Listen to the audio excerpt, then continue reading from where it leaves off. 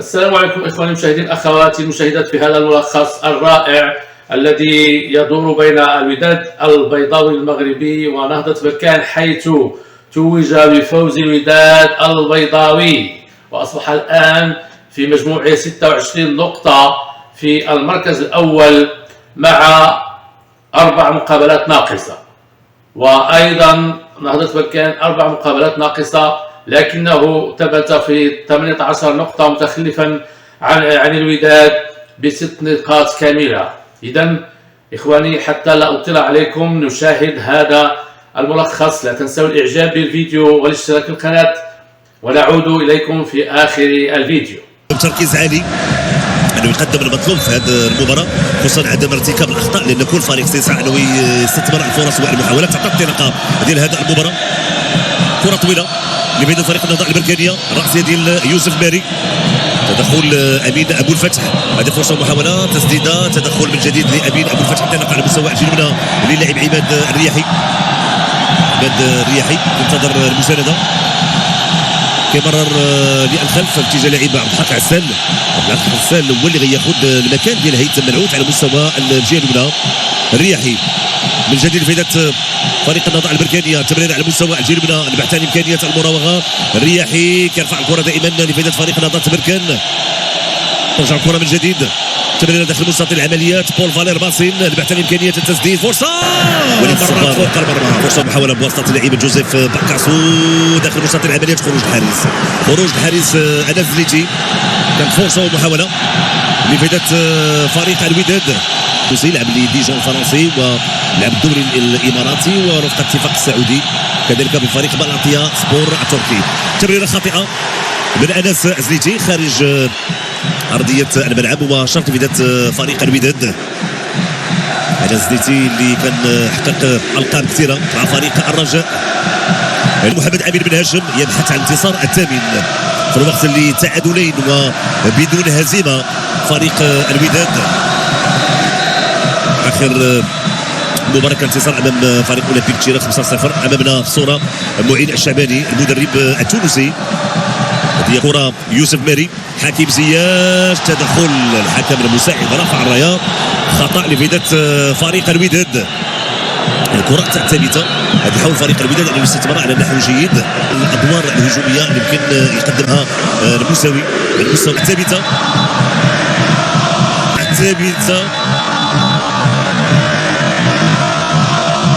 الحكم كيدخل المساوي، وكذلك لاعب راميرو فاكا. اذا ننتظر تنفيذ هذا الخطا، هذه الكره الثابته. حكيم زياش كيلعب كره دائريه، تدخل المساوي، كره من جديد لمحمد مفيد. حكيم زياش رفع كره دائريه، فرصه راسيه، تدخل الحارس، فرصه كرة غدا خارج ارضيه الملعب، ضربه مرمى لفائده فريق الوداد. نتابع الفرصه والمحاوله، حكيم زياش، تمريره ممتازه، الرأسية ديال وسام بن يدر، وتدخل الحارس انس الزيتي. وسام بن يدر اللي يلعب لفرق كبيره بقيمه موناكو وفريق تولوز الفرنسي، لعب لفريق اشبيليه الاسباني وكذلك بالدوري التركي رفقه فريق سكارني سبور. يمكن اللي يعطي الاضافه وسام بن يدر على مستوى الجنوب. بن يدر امام لاعبين، كينتظر المسانده، كيمرر اتجاه اللاعب جوزيف باكاسو اللي حكيم زياش كيغير كره اللي قطعها اللاعب حكيم زياش، كيلعب كره في الجهه اليسرى عند نور الدين امرابط طلب الكره اللاعب ايوب بوشا غادي يبحث على امكانيه التمرير، فرصه راسيه، تدخل الحارس، فرصه ومحاوله لفائده فريق الوداد. كان قريبا من الوصول لمرمى وللشباك انس زليتي اللي كيدخل بشكل ممتاز. نتابع مره اخرى، ايوب بوشا رفع الكره بهذا الشكل، الراسيه وتدخل ممتاز للحارس انس زليتي، راسيه وسام بن يدر وتدخل انس زليتي، وحاول شكلت خطوره واضحه على دفاع ولا مرمى فريق النهضه البركانيه. غادي نتابعوا الركنيه، كذلك صعود اللاعبين اللي عندهم قامه طويله، تواجد عبد الحق عسال. الحكم كيطلب اللاعبين بان يكون هناك هدوء، كاين تحركات ديال اللاعبين داخل مستطيل العمليات. منير شويعر كيلعب كره دائريه، تدخل وابعاد الكره من جديد، تدخل وليد الصبار امامنا كان بامكان استثماره. ريان عبيد كيدخل وبالتالي الانذار والبطاقه. نتابع اللحظه السرعه ديال اللاعب محمد مفيد. ريان عبيد اللي جرب القميص الثاني حكيم زياش. كنعرفوا حكيم زياش ويمكن اكيد تشكل خطوره على دفاع على مرمى فريق نهضه بركان. راميرو فاكا وحكيم زياش. زياش يستعد، الصافره ديال الحكم. حكيم زياش فرصه، كره كتضرب في حائط الصد، مشات كره على مستوى الجبله. انطلاقه ديال عباد الرياحي كيما جيد واعتبر هذه الجمله الاولى. كذلك المباراه متحركه.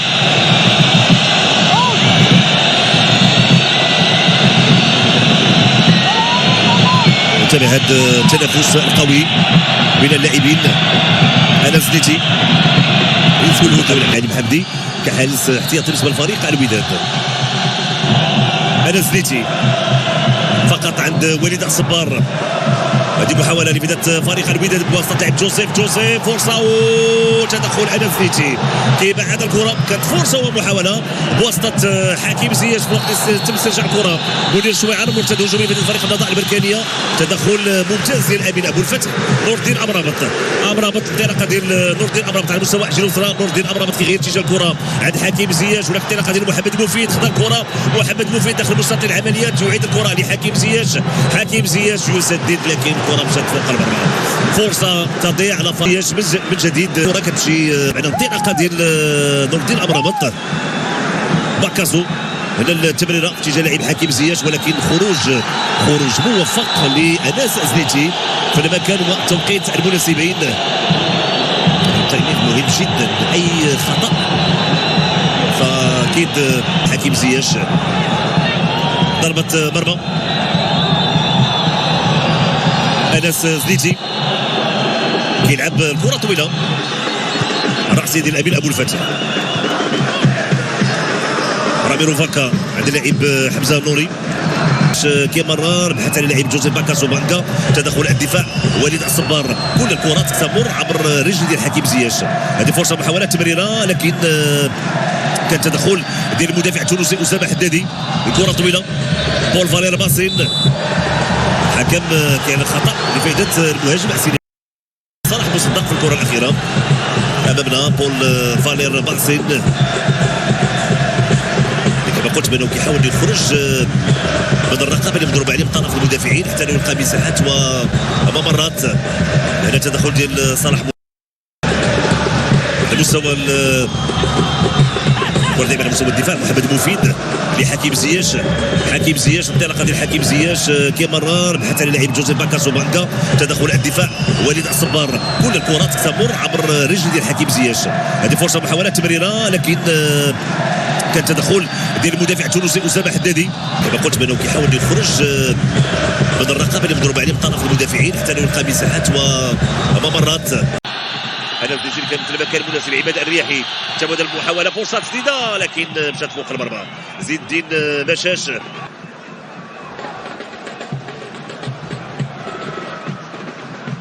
اكيد الاصابه ديال منير محمدي حيث المرمى كذلك المنتخب الوطني المغربي ومهدي مفتاح. فتح المجال امام عدن زنيتي للتالق. هذه فرصه محاوله وحكيم زياش والكره تمر جانبا. كانت فرصه لفائده فريق الوداد. تمريره من الجهه اليمنى. نتابعوا من جديد. محمد مفيد رفع الكره. حكيم زياش حاولوا يتسلل من وراء ظهر المدافع بحق عسل. يسدد والكره تمر جانبا. بالوقت هناك تغيير في صفوف فريق الوداد.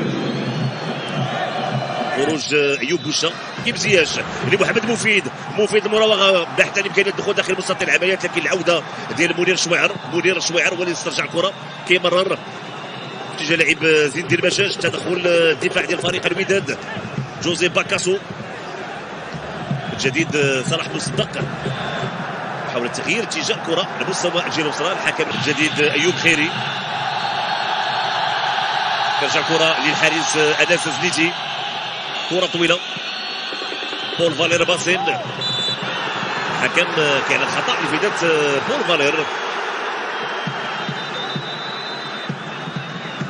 تابع من جديد تدخل ديال صلاح مصدق في الكره الاخيره امام المهاجم السنغالي. هناك اصابه ديال الحارس انس عزريتي. الحكم كيوقف اللعب. حديث عن كيدور بين حكم المراقبه والنادي. كل مدرب الان كيستغل هذا التوقف من اجل انه يقدم تعليمات للاعبين. نتابعوا ابعاد الكره من طرف الحارس انس عزريتي في الوقت اللي بعد الكره. وسام بن يدر اللي كان مجهودات كبيره قبل مغادرته. يتابع ابرز الفرص ابرز المحاولات واللقطات اللي كانت جميله في هذه المباراه. تحركات حكيم زياش اللي ازعجت كثيرا دفاع فريق النهضه البركانيه. فريق النهضه وقراءات فنيه بين المدربين. جوج المدربين اكيد اللي عندهم. وسام بن يدر اللي كان مجهودات كبيره قبل مغادرته. يتابع ابرز الفرص ابرز المحاولات واللقطات اللي كانت جميله في هذه المباراه. تحركات حكيم زياش اللي ازعجت كثيرا دفاع فريق النهضه البركانيه. فريق نهضه بركان كذلك صراحه صرامه تكتيكيه وقراءات فنيه بين المدربين. جوج المدربين اكيد اللي عندهم مكانتهم عندهم كفاءتهم. بدايه الساعه 10 مساء. اللقاءات كلها غادي تكون يعني قويه ومثيره وبالتالي الفرجه ستكون مضمونه جانب جماهير فريق نهضه بركان حاضره كذلك في هذه المباراه في اجواء جميله في اجواء رياضيه. ان شاء الله الجماهير كذلك لما تغادر المركب الرياضي محمد الخامس توصل في امن وامان ان شاء الله للمنازل في هذا اكيد يعني الساعات المباركه في هذا الشهر المبارك. كره طويله بول فالير ما تمكنش الوصول للكره. تدخل محمد مفيد كيرجع كره للحارس المهدي بن عبيد. جا لعيب فريق الوداد سرعه نفذ حكيم زياش انتظر المسانده محمد مفيد. انطلاقه ديال محمد مفيد على مستوى الجبنه. مفيد كيمرر لحمزه النوري. هذه فرصه ومحاوله ضربه جزاء لفائده فريق الوداد في الانفاس الاخيره. ضربه جزاء لفائده فريق الوداد. وليد ناصي تمكن انه ياخذ الكره دخول داخل مستطيل العمليات. فرحه كبيره بالمدرجات لان ضربه جزاء جات في الوقت بدل الضائع. سنتابع التمريره وصلت كره عند حمزه النوري. خذ الكره لاعب وليد ناصي انطلق تدخل عرقله عبد الحق عسال والحكم كان قلب العمليه يعلن عن ضربه جزاء لفائده فريق الوداد الرياضي البيضاوي. نتابع من جديد ورقه كانت رابحه لمحمد امين بن هاشم بادخال لاعب وليد ناصي. الكرات الثابته صعب انه يكون كانت ضربه جزاء يمكن كانت ضاعت مع المنتخب الوطني المغربي وكانت حاسمه بنهايه كاس افريقيا ولكن لاعب الكبار كيضيعوا ضربه جزاء على اي. سنتابع هذه الكره الثابته. انازيز كذلك من الحراس المتخصصين على مستوى تصدير ضربه الجزاء. حكيم زياش هدف لفائدة فريق الوداد. فرحة كبيرة. حكيم زياش يسدد بكل قوة يضع الكرة في الشباك. فرحة كبيرة. الهستيريا هدف الأنفاس الأخيرة بل في الوقت بدل الضائع من الجولة الثانية والمباراة. حكيم زياش اللي كيوضع الكرة في الشباك. زياش هدف لفائدة فريق الوداد. فرحة كبيرة. نتابعوا صعب انه يكون كانت ضربة جزاء يمكن كانت ضاعت مع المنتخب الوطني المغربي وكانت حاسمة بنهاية كاس افريقيا ولكن لاعب الكبار كيضيعوا ضربة جزاء على اي. سنتابع هذه الكرة الثابتة. حكيم زياش انازيز كذلك من الحراس المتخصصين على مستوى تصدير ضربة الجزاء. حكيم زياش هدف لفائدة فريق الوداد. فرحة كبيرة. هكذا لاحظتم إخواني هذه المباراة الممتعة. سوف يخرج الوداد البيضاوي لملاقاة الجيش الملكي في المباراة القادمة بغية الحفاظ على ترتيبه مع الثلاثة الأوائل مع 4 مقابلات ناقصة كما قلنا، بينما نهضة بركان أيضا لديه 4 مقابلات ناقصة ويتفوق عليه الوداد البيضاوي بفارق 5 نقاط كاملة رغم هذا النقص بينهما في عدد المباريات نتيجة التأجيل لالتزامهما بدوري أبطال إفريقيا وكأس الكونفدرالية. هذه المناسبة نتمنى الفوز والحظ الجيد لكل من نهضة بركان، الوداد البيضاوي، الجيش الملكي وأولمبيك أسفي في المواجهات القارية ببطولة بدوري أبطال أفريقيا وكأس الكونفدرالية. إخواني لا تنسوا الإعجاب بالفيديو والاشتراك في القناة. إلى لقاء آخر.